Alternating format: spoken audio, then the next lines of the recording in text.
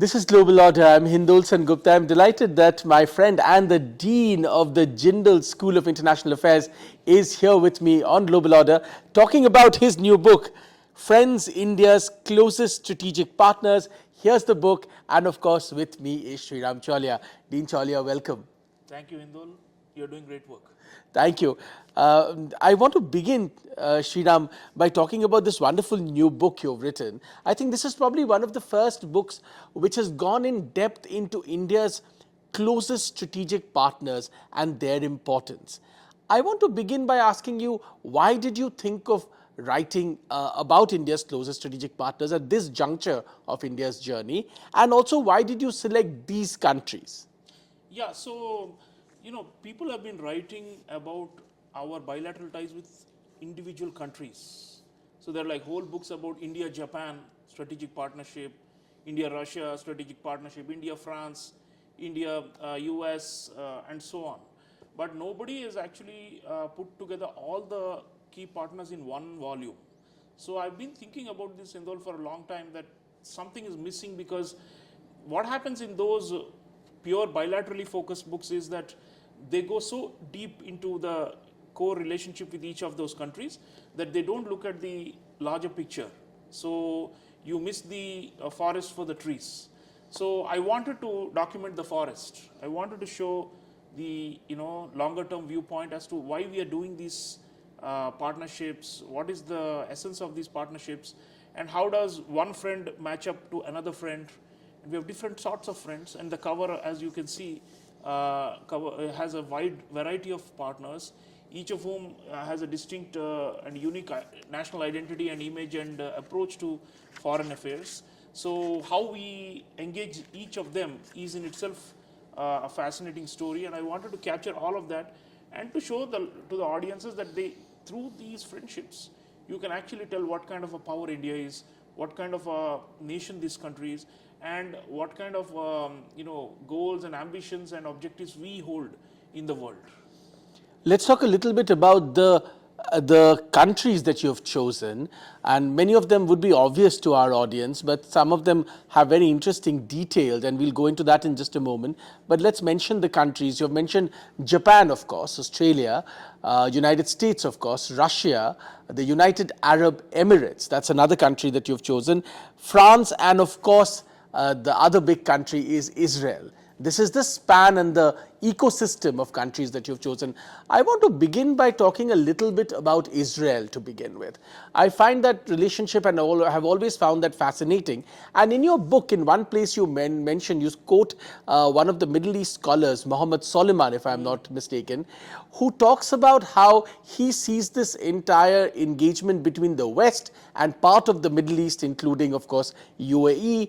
Today, maybe we would also say Saudi Arabia a little bit, against a particular kind of Islamist sort of configuration led by Turkey and backed by Pakistan. I found that engagement and this explanation very interesting. Talk a little bit about that, because you follow the I2U2 initiative and many others very closely too.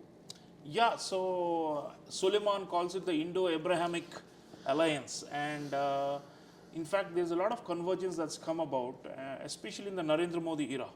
They've invested in these relationships in a big way. Most of the Gulf countries, we always had diaspora, we always were buying oil from them, but that was it, there wasn't anything deeper or more strategic. So with the UAE and with Israel and all these countries, now there's a great deal of convergence. So I chose the UAE over all the other Arab countries, because with them, the level of the coordination, economic, military, people to people, energy, and also now the connectivity that we are doing. You mentioned the I2U2, there's also the IMEC, India, Middle East, Europe Economic Corridor. There's a high level of understanding. And what I show in this chapter on UAE, for example, is that we are moving past the old notion of simply transactionalism and doing something deeper. With Israel, again, a country with whom we have had off the record relations for a long time, but which has now come in the open in the Modi era. and which we have also made much denser and more deeper in all dimensions. And I've also shown, for example, it's not only counter-terrorism, it's not only military and defense, there are also softer areas like agriculture, education. There's so many things where Israel and India are cooperating, and for a small country that has survived in a very hostile neighborhood there, they have always looked for the US backing and the American support. Of course, for them is the crucial thing. But they're also looking to diversify beyond the US. And there for them, I think India is number one in their list. Somebody was asking me, you are saying these 7 countries are India's top 7 partners. Do those countries consider India to be among their top 7? And I'm pretty sure if we look at a country like Israel, we will be in the top 3. Yes. Forget top 7 for them. After right. the US, India, and then to an extent China, that's what they're looking for, so that they have more legs on which to survive and to thrive and to find security and prosperity. Because the Middle East or the West Asia, as you know, is like a maelstrom. There have been so many wars. I start the chapter on Israel with the most recent war that started in 2023. And so they sometimes are at risk of falling out with the US, So they need more partners, and that diversification, for us, India fits the bill, And from our side, security needs, some of which is classified, we don't know. We're doing a lot with Israel, and for what is publicly known, it's been a very mutually beneficial relationship, and we have actually overcome the ideological hesitations of the past and are now openly and proudly wearing this relationship on our sleeves. And that also shows, like I said, the friendship show what kind of a country India is. We are more self-confident today to express our preferences and to engage with everybody openly. You also talk about instances in your book where Israel, in a sense, even defied perhaps American hesitations to provide certain strategic military support and military and defense equipment to India at times of need that has, in a sense, bolstered the relationship. Talk a little bit about that. Yeah, although their defense industry is closely linked to the US military industrial complex, they also do many fairly indigenous, weapon systems of their own. And when they develop those, India has been, co-developing, co-producing. For example, the Barak missile, anti-missile system. That one, has been very successful, and we have done this. So Kalyani, the company from India, and Rafael, which is the company from Israel, jointly do this. So in terms of technology transfer, and in terms of know-how, and in terms of interoperability, as we call it, of the defense processes, of the militaries, of the intelligence agencies of both sides, the trust level is very high. And it has happened across the board, but like I said, in the Modi period, the comfort level is even higher because there used to be domestic political hesitations in India. Now we have overcome that in dealing with Israel. So I think for them, we are also a major weapons arms market, but more importantly, also we are doing a lot of intelligence sharing to counter shared threats, and that's why I say we are like brothers in arms. And of course, since you mentioned the US, angle, so to speak, in India-Israel relationship, I cannot but next go to the US. Now, this is a particularly pertinent time to talk about the India-US relationship, Sriram. A lot of people wonder how this relationship will transform in Donald Trump 2.0, so to speak. Now, two or three issues that I want to put to you. One, of course, is a lot of people focus on tariffs. But in a sense, we have seen in the last few years, there are many other political angles that have dominated rather than just economic issues like tariffs, whether it's the Khalistan issue, for instance, whether it's attacks by Islamists, our attack on the Khalistani attack on our consulate in San Francisco, which all of us, very shocked, watched with great horror. All of these issues have, in a sense, dominated, including the issue of migration, illegal migration, that has dominated the conversation rather than tariffs. But in the West, there seems to be an overt focus only on tariffs. But we in India see that these issues also play very highly in our mind. Talk to me a little bit about how you see this relationship go in Trump 2.0.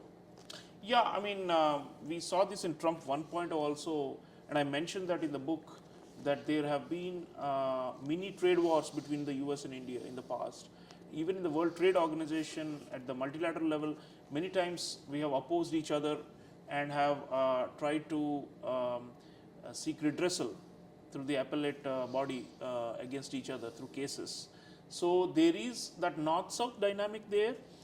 Trump does not see the global south as deserving any kind of quote-unquote exceptional status or differential treatment.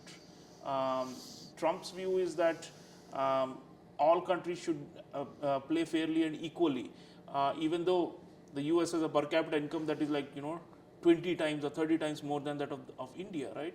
So our view has been historically that as a developing country, we need time and we cannot be expected to open our markets the way advanced industrialized countries do, right? So our average tariff level is 17%, and theirs, the US is about 3%. So Trump jumps onto those kind of glaring, what he thinks are unfair equations, and he wants to set them right. So he's been very aggressive on that front, and so we will have to handle that. And we've made some concessions, but I don't think we're caving in on all the demands that Trump is going to make on the economic front.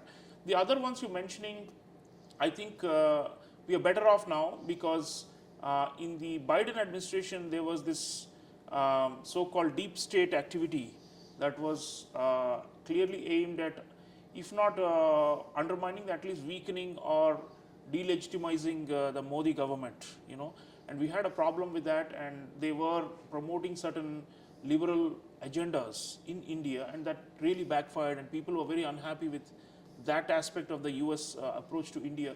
Because if you are a strategic partner, if you are a comprehensive global strategic partner, you should not be trying to undermine us. So that was the whole bone of contention. So with Trump on that front, we are okay because Trump is actually attacking USAID and all the other agencies that are promoting these campaigns in India, these surreptitious ones, in the name of civil society development, in the name of democracy promotion and all that.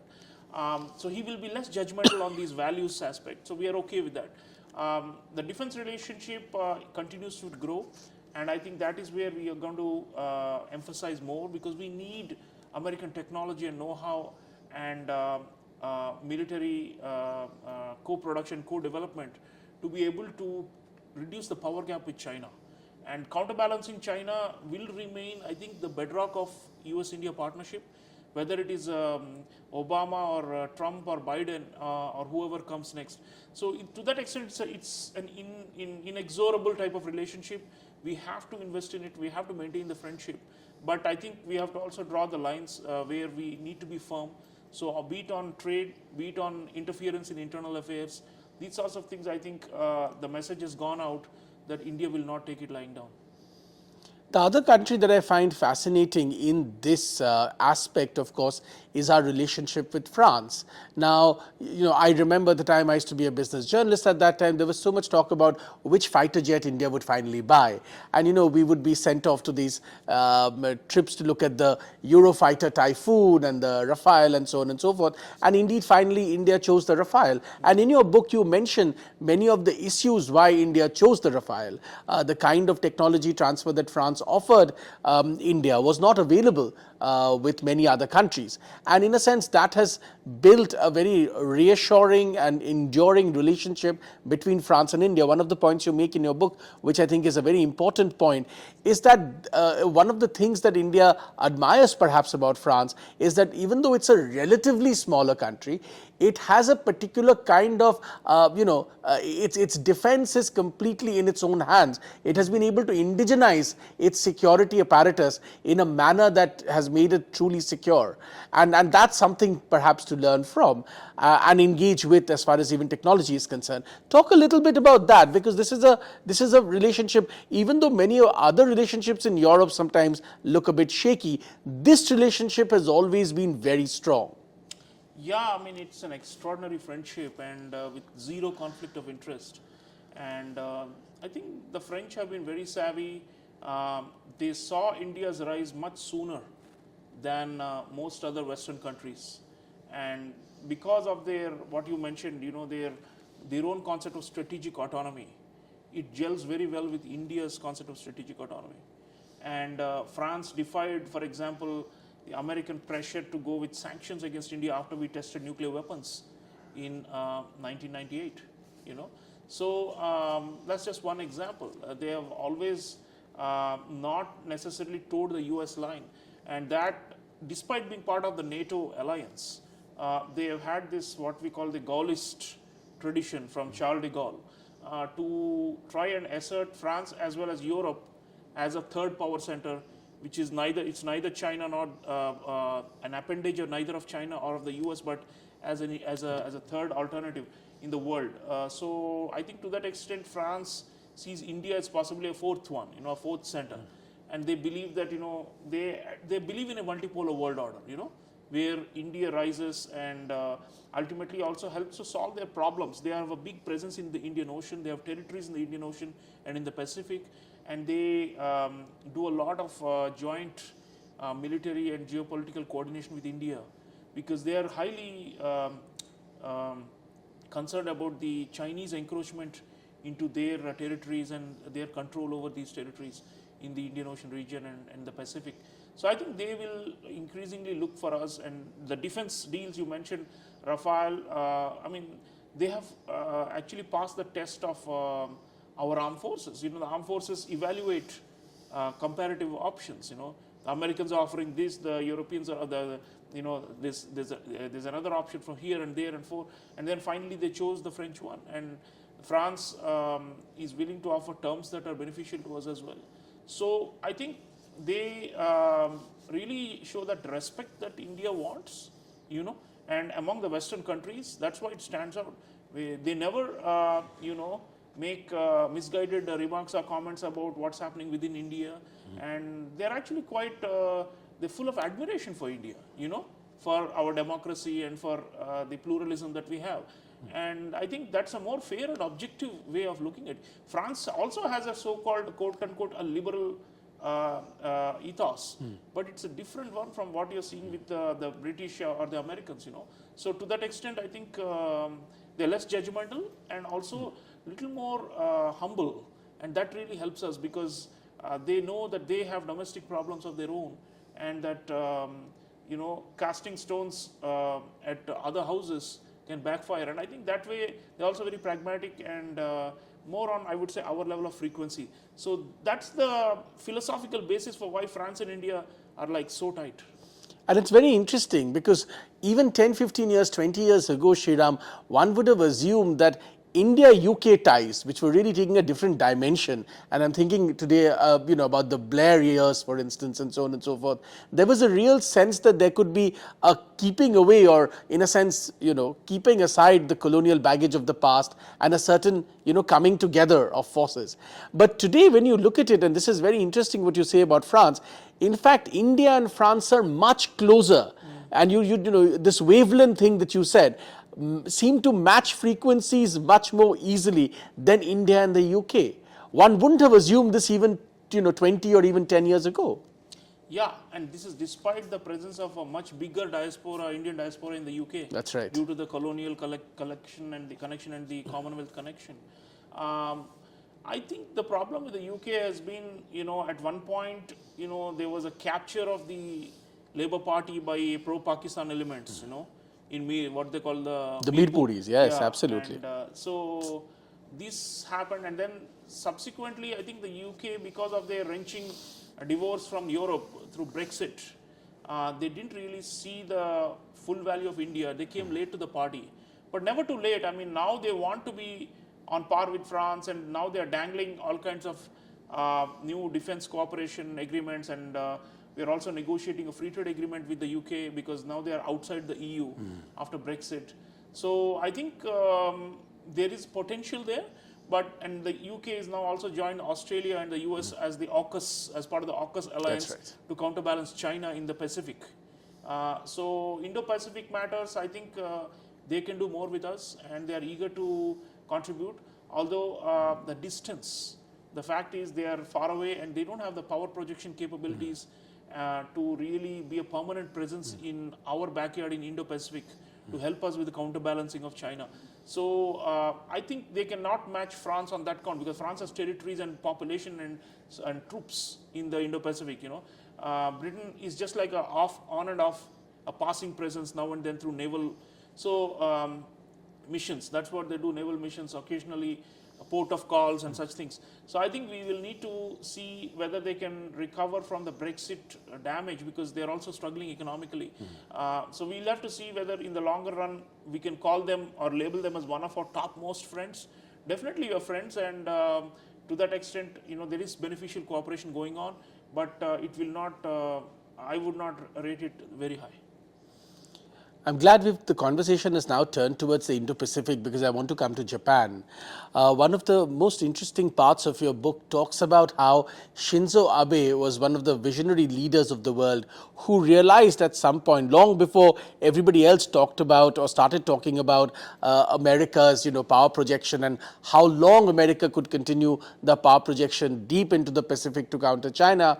Shinzo Abe is one of the people, and you mentioned and you talk about this argument in your book, saw that India needs to be brought into this fold, and India could be another pillar to balance China. And you talk about China's expansion in the first series of islands, and second and third. How to keep China away was a question that the Japanese thought about carefully, and in a sense engaged with India on those matters, including in reformulating the Asia Pacific as the Indo-Pacific. Now, we all know that Prime Minister Narendra Modi and the late Prime Minister of Japan, Shinzo Abe, had deep friendship with each other. Talk to us a little bit about that relationship and where it stands today. Japan is, I think, if in terms of the comfort level that we have, unparalleled. I mean, there's just no relationship like that. We used to have strong ties with them even before Prime Minister Modi and Prime Minister Abe, but really the blossoming happened over the last 10 years. And the Japanese have also sought to diversify and to put their to keep their eggs spread out. Not all in the American basket, because there have been a lot of turbulence with the US, and although they still remains a major US ally and they host American troops and bases in Japan, the insecurity continues to rise. They keep saying every administration, even after Shinzo Abe, for example, the Shigeru Ishiba administration of today, they also talk about the fact that this is the most troubled and dangerous security environment they are facing. Because what is happening is China is outpacing all these neighboring countries in terms of its naval shipbuilding, in terms of its power projection, in terms of browbeating, in terms of territorial claims. So Japan cannot simply hope that the US will somehow ward off the problem. They need more legs, and they need, as I show in the book, different flanks from which China can be counterbalanced, if not contained. So if China is facing a major challenge in the form of a rising India in the Indian Ocean region and in the Indo-Pacific, it helps Japan, because that way it diverts the Chinese military and hegemonic energies away from Japan, and vice versa. Japan is also doing the arms build-up now. After a long time of being a Pacific nation, they have risen up, become under Shinzo Abe and his successors, quote unquote, a normal country again, where they have passed the guilt of the World War II era, war crimes and aggression and colonialism. Now they are saying, we are building a military, we are going to invest a lot more in it. Hundreds of billions of dollars equivalent are going to be spent by Japan in the coming decades in defense, in order to build counter attack capabilities and long range strike capabilities and all these. So what it does is, I think for India, that also means that one flank, the Chinese, can be occupied. On the economic front, I've talked about our External Affairs Minister, Dr. Jaishankar, mentioning that there are 4 revolutions in India, major revolutions over the last few decades that have been enabled by Japan. So Japan, I think the kind of trust we have northeast of India, which is the bridge to the Actist policy to Southeast Asia and beyond, all of it has been, Japan is our #1 foreign partner. Even in South Asia, in the Indian Ocean region, in key island nations like Sri Lanka, Maldives and so on, Japan and India increasingly are looking to cooperate and to jointly do projects to push back the Chinese Belt and Road Initiative and all that. So Japan, I would say, is finally waking up after a long slumber, and Abe was the one who really rang the alarm bell and woke up that nation. And as this nation returns to the center stage as a major player, both military and economic in Asia, it's good news for us because it dovetails with our vision of a multipolar Asia. We would want Japan to be one power center, no? Right now, it's only China in East Asia and it's predominating everything, and that's not good news for anyone. Let's come then to one of the other enduring, very special relationships, which is, of course, India with Russia.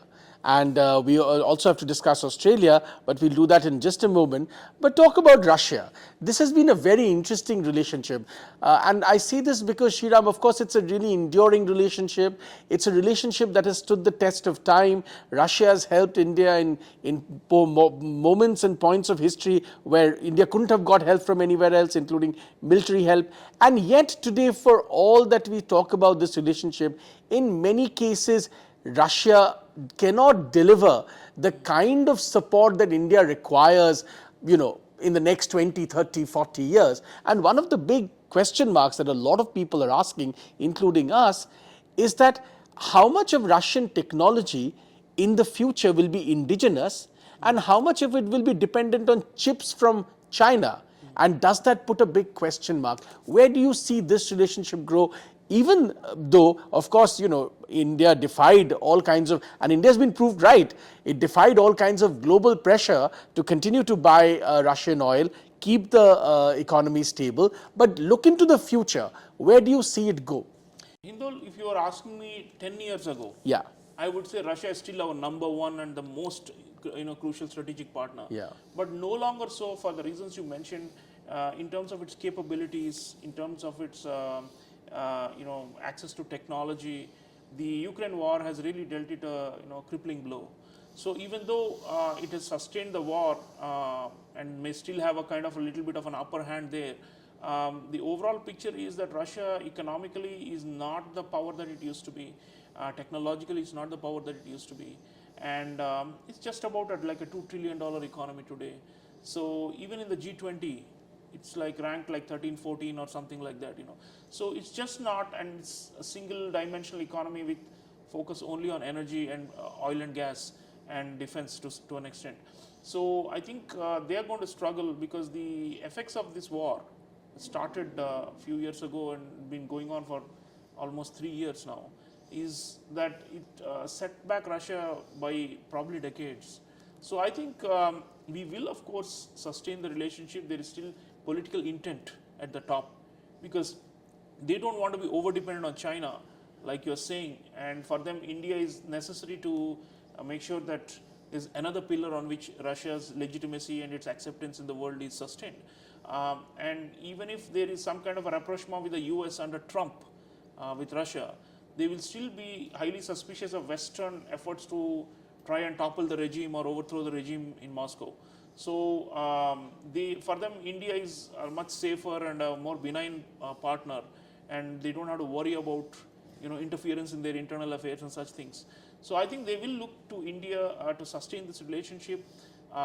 They've become major oil supplier for India after the war because of the Western sanctions, and I think but like you said, some new miraculous joint venture that will make a huge geopolitical mark like the BrahMos missile that we had developed with them. I don't foresee that happening. So I think Russia's importance is relatively in decline, but it is still very much in the top 7, and I don't think we will want to concede the whole of what is called Eurasia to China on a platter. If Russia collapses, if Russia is so weak that it becomes a complete junior partner or dependent on China, that's bad news for us because then it means China has access to even more resources and the power gap with China increases, right? Yeah. So even though Russia is not opposing China anymore, and they have their own strategic partnership, I think we will live with it because the Russians are living with our strategic partnership with the US, right? So we will have to live with their strategic partnership with China and understand their compulsions. So it's not a very, as I say in the book, it's not a very optimistic scenario for the future, but I do believe that we will sustain this strategic partnership for time to come. Let's talk a little bit finally about Australia.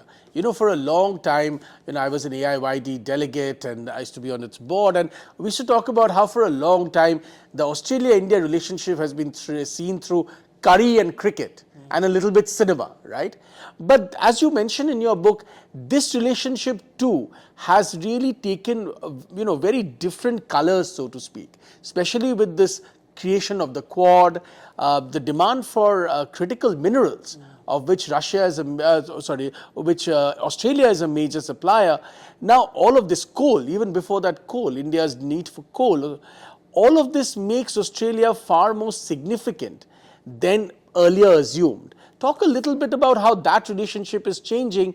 There again is another country which has a large Indian diaspora population, which is growing, and students increasingly choosing to go there. So that relationship will become very interesting, especially now as India unfolds its nuclear, map, so to speak, and does more in nuclear energy. Russia could be again, I keep saying Russia, I'm sorry. Australia could be a great partner. Yeah, critical minerals is one area. Definitely, our industrialization, our economic growth will be powered with Australian support. Australians, at one time had an identity as a quote-unquote a Western country, but what they realized is that their future and their power and influence actually lies in Asia and in the Indo-Pacific. So there's a kind of like a national identity reimagination that has happened with Australia. So then they realized that they are heavily over-dependent on China as their biggest buyer of minerals, and they need to diversify. In fact, you see that theme of diversification is there in almost all these partnerships that I show in the book. They need more than one pillar on which to base their long-term strategy. So Australia has now seen India a major opportunity. Market opportunity, like you said, even for education, for students and so on, our diaspora is booming there. And Australia is also highly concerned about increasing Chinese browbeating of smaller nations, especially in the Pacific island nations, where Australia historically had, the dominant hand. And now China is displacing them. I mean, you've got small island countries where China has gone in and taken over, signing security agreements and all these things, and displacing the Australians. So they are actually also on the defensive, and they find that there's something to learn from India, because we are also trying to push back the Chinese hegemony. So Australia slowly has reoriented itself as a country that wants to be one closer to the US. They continue to do that as their ultimate guarantor. They still have a US alliance, but they have a US plus approach now. So they are engaging with what I call quasi friends and quasi allies, and India comes under that quasi friends category. So there's much that we can do with them, and I think with the free trade agreement and all these things, that's right. Trade is really booming, and with Australia, they really need that, because for them, for too long they were naive about China. They thought that this, it's like a gravy train that will keep on moving. And once it stopped after the COVID-19 pandemic and the tussle with China began, they realized that they need another very, very powerful Asian player, and that's India for them. So we meet certain needs for all these friends. That's what I show in the book. Yeah. It's not only about what we are getting from them, it's about what they are getting from India. Quite right. And there we are fulfilling very, very vital roles for all these countries. And all of this brings me to the last topic that I wanted to discuss with you. All of this is vitally important. As you say, it's not just what we are getting from these countries, but also what they are getting from us. And that brings me to the point on why essentially understanding India and studying India has become and is becoming more and more urgent than ever before. Now, for a long time, and many of us come from that ecosystem, I studied South Asia and at Oxford and so on and so forth. Now, this entire South Asia studies or contemporary India studies was largely done in the West. But for the first time, a really big program is being introduced by us at Jindal, at the Jindal India Institute, promoted by the Jindal India Institute. It's been your brainchild for a long time. You've pushed it. Talk to us a little bit about that, Sriram, the importance of India teaching India studies rather than it always being in the West. Yeah, Hindol, rising powers produce knowledge. That's right. Great powers dominate the knowledge, horizon. and they produce so much viewpoint that it influences the others, right? So India is rising, and as I shown in this book, it is no longer a middle power, but it's a rising power. So I believe that it is time for us to tell our own story, and be it in foreign relations, be it on domestic matters, be it on history, which you teach, be it on Indian society, be it on our economy, our culture, our science and technology, our environmental issues, all these aspects, our cinema, theater, music, art forms, everything has been, we have allowed the narrative to be dominated by Western viewpoints for a long time.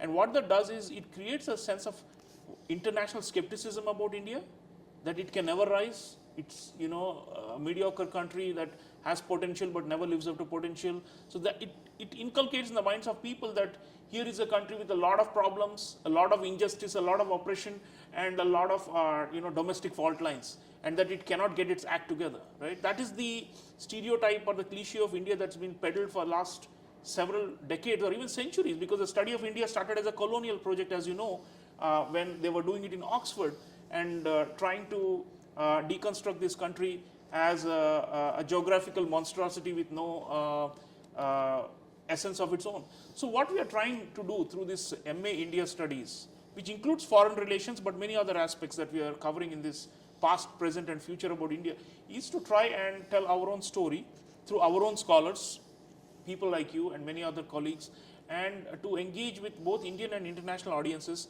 so that they get a fuller picture of what this country is all about. When we say it's a great civilization, what does it mean? When we say it's a rising power, what does it mean? When we say it's a leading power, what does it mean? And when we say it is one of the lone bright spots to take the global economy forward in the 21st century, what does it mean? So on every element, there's something that India is contributing, and I think beyond just writing a few opinion pieces or giving some speeches here and there, what we need is, or doing some television programming and such things, what we need is a systematic study of India. So this MA degree in India studies that we are launching in the India Institute at Jindal University is aimed at that, to give that balanced and fair understanding of India. And I think, like I said, if we are able to achieve to implement this and to achieve the purpose of educating people around the world about India through this master's degree, I believe that it will change the mindsets also. So as a private university which is committed to public service, we will continue doing this in the national interest, and I very much hope that the India Studies program will enlighten a lot of people, will open a lot of eyes, and will overcome this legacy of negativity that has been spread about India. There's a classic example of this I want to share with you. I teach, and I taught last semester, an elective on nuclear weapons, which a lot of students really loved, and I intend to carry that forward because of my own interest in nuclear energy. Now, when you study this about India's nuclear test in the West, inevitably the only point of view is how India should stop its nuclear program completely. There is very little, in a sense, empathy for the kind of security challenges that India faces from China, from Pakistan. I believe that it's only Indians in India, when they teach it, can give a holistic viewpoint. Yes, we believe in disarmament, but we believe in global disarmament. But pinpointing only India without an empathetic understanding of its security challenges is not very useful. And this only unless we build these programs, this can never be understood. Absolutely. So this is a great example I feel that we should do. Well, here's Sriram's book. Please buy it, please read it. I really enjoyed it. And also there's a link to the Global India podcast of Sriram and me, to the MA India Studies course. It's given in the text below this interview, and you can click on that, learn more about the MA India Studies course, and definitely join it. No matter where you are in the world, it will be a great opportunity for you to learn about India. And of course, you can pick up the book and read more about India's friends. I'm Hindol Sengupta. It was a delight talking to Sriram Chaulia, the Dean of the Jindal School of International Affairs, on his book and the upcoming MA India Studies course at Jindal. Thank you.